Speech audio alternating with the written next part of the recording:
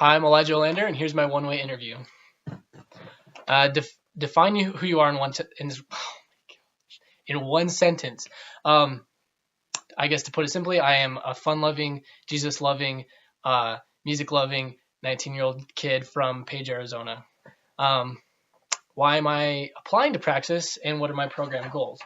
Um, well, I guess a short backstory is I never really grew up in a traditional sense of education. I went to a really small private Christian school from kindergarten till eighth grade, and then um, I moved to Page, Arizona for my freshman year, and I tried a full load of classes. Ended up hating it. I knew nobody, and um, classes were sort of intimidating, so I dropped out, and then came back only to take four classes, and I've and then take some more core classes at home. And I had done that actually all 4 years of high school.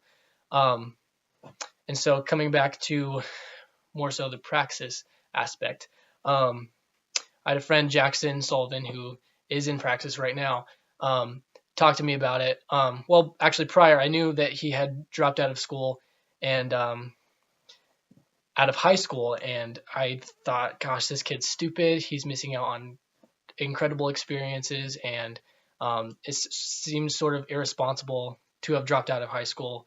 Um, but the more he talked about praxis back in, I would say, December, the more I found that it was an amazing idea, and to not be another part of the cookie cutter. I don't know, just being a part of the education system where everybody's the same, or you go to college for 4 years spending $80,000 in hope or to get a degree in hopes of getting the job that you want.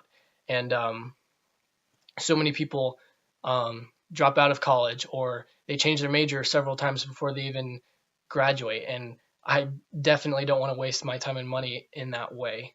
Not to say praxis, I would be wasting my time, but it definitely wouldn't be as detrimental if I were to waste my time. And I'm sure that would be more so on me than anybody else. So at the end of praxis, I would hope to have found my calling, or even just a temporary, not a short-term temporary job, but a job that really interests me, and is also contributing to other people. That's something I want to do for the rest of my life, is just to help people. So what skills, talents, mentality, and or do you have that would be valuable to business today? Like I said, just helping other people. I would consider myself to be a pretty selfless person. I don't let people walk all over me or take advantage of me, but I definitely like to go out of my way to do things for other people, or to use my personal time to help other people. I mean, my dad's a pastor, and anytime he asks me to work on a project with him, or to work on any service project, I'm always happy to just jump right to it, and to do it with a good attitude. And sometimes it seems lame or boring, and I understand that, but it's service, and it helps other people, and it's serving the Lord, which is also really important to me as a Christian. And so I think in the business aspect, to go out of your way for your coworkers, or to go out of your way for your customers, or whatever people that entail your line of work. It's important to value people as much as yourself, if not more. And it builds strong relationships, and it just improves the workplace in general, I would say. Um, so who's your favorite philosopher or thinker? I wouldn't put him in the traditional sense of the word philosopher, but I would definitely say Jesus Christ, living his life without making any mistakes. He didn't kill anybody. He didn't steal. He didn't lie. He didn't lust after people. Or women, and guys, obviously. Uh, um, and obviously, growing up as a human being, an imperfect human being, I've come across so many people that do those things every day. I mean, maybe not killing people, but the other things, obviously. And his responses to, I guess what you'd call critics, or people that didn't agree with him in a religious or spiritual sense, his responses to those people were amazing. Like for example, there were um, people getting ready to stone a woman in the streets for being an adulteress, and Jesus or people asked Jesus if he would pick up a stone because this woman was a sinner, and Jesus' response was, "Let he who is without sin cast the first stone." And that was just an amazing response to people that were very condescending in a uh, religious aspect. So, and his parables are looked at by more than just us religious people. Many philosophical um, studies look to Jesus's parables and his sayings, and the things he said were just amazing.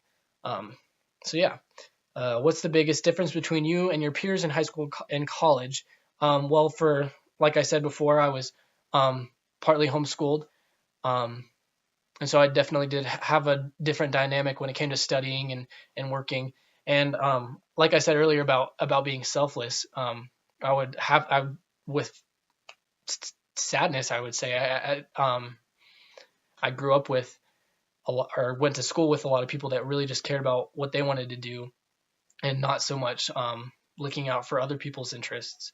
Like for example, I played soccer for 3 years at the high school I went to, and I essentially poured my heart, soul, blood, sweat, and tears into it. Um, and not a whole lot of other people did, um, which was pretty disheartening because if they had done so, I think we probably would have won a lot more games. I think during my entire high school soccer career, I only won 4 out of 30 or so games. In one instance in particular, a handful of guys showed up to my senior night, which was the last home game of the season. Um, they showed up hungover, and that in and of itself is ridiculous. And obviously, when you're hungover, you're physically incapable and mentally incapable to really play a good game of soccer for 80 minutes, which is how long our games were. And so it was extremely disheartening. They just wanted to do their own thing and go have fun and get drunk the night before and then show up for an important game to me at least the day after. We ended up losing that game like 7 or 8-0, which was pretty embarrassing because I had a lot of people show up and watch me play for that particular game. So yeah, I mean, having selflessness is important, and at least to me it is. And I think that's what separates me from a lot of people. Not to sound like I'm better than anybody, but the fact that I'm willing to look at other people's interests rather than just myself, I think is important in just daily life and also in work. And so yeah, thanks.